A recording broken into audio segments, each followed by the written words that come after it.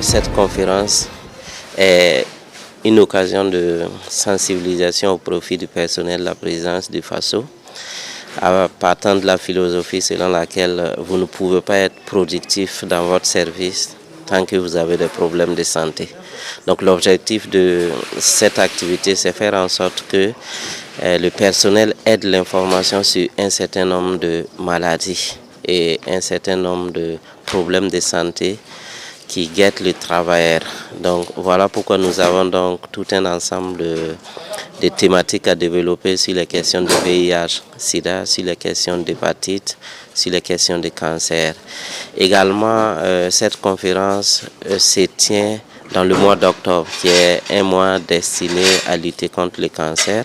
Voilà pourquoi on a donné une place importante à la sensibilisation sur les cancers dans cette conférence-là.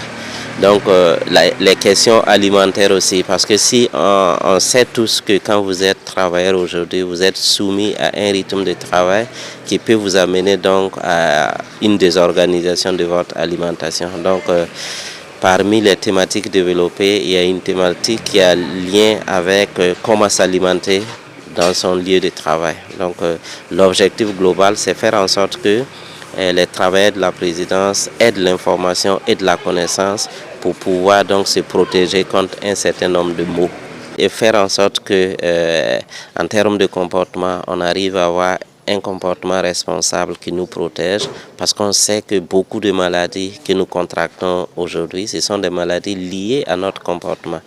Donc, à travers ces différentes thématiques qui seront développées, nous attendons à la fin que chacun des participants puisse donc pouvoir changer son comportement et avoir un comportement qui le préserve, qui le protège de toutes ces maladies.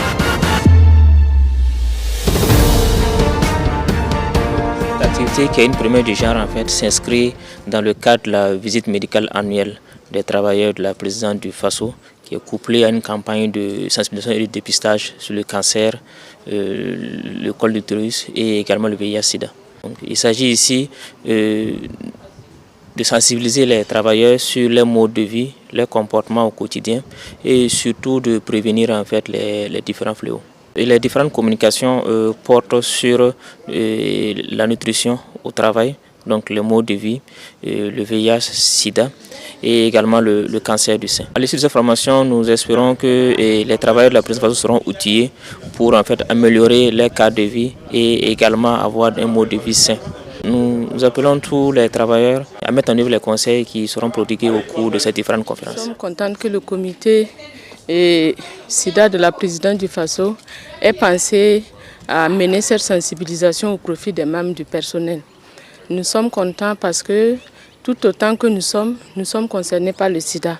Et cette sensibilisation permettra à tout un chacun de prendre ses précautions pour ne pas, en tout cas à l'avenir, être impacté. Nous les félicitons pour cette initiative. La formation va me permettre de changer en tout cas mon comportement dans la vie sociale. Voilà. Et ça va me permettre de comprendre comment est-ce que les maladies sexuellement transmissibles se propagent. Et aussi, ça va beaucoup m'aider à mener une vie normale. Voilà, et pour en tout cas éviter ces genres de maladies. C'est une formation qui a son sens d'être, je dirais, parce que en plus d'être éducatrice, elle va plus nous permettre, à nous qui avons participé, d'être un relais pour ceux qui ne sont pas là, afin qu'ils aient aussi les informations que nous avons pu avoir ici concernant notre vie sexuelle et les précautions à prendre pour mieux nous entretenir et nous éviter les maladies qui vont plus nous nuire, dirais, jusqu'à la fin de nos vies. Concernant le cancer du sein, vraiment c'est très capital parce que beaucoup d'entre nous ne savent vraiment pas comment même faire l'autopalpation et du coup les gens sont vraiment, je dirais, sujets de ces maladies et c'est quand c'est au stade final que les gens commencent à courir vers les centres de santé, chose qui ne donne pas plus de sens à stopper ou soit de donner plus de vie aux personnes qui sont atteintes.